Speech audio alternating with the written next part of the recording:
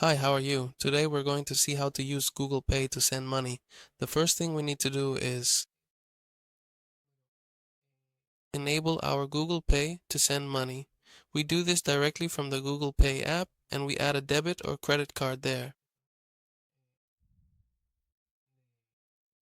Now to simply send money to someone once we have initiated the process,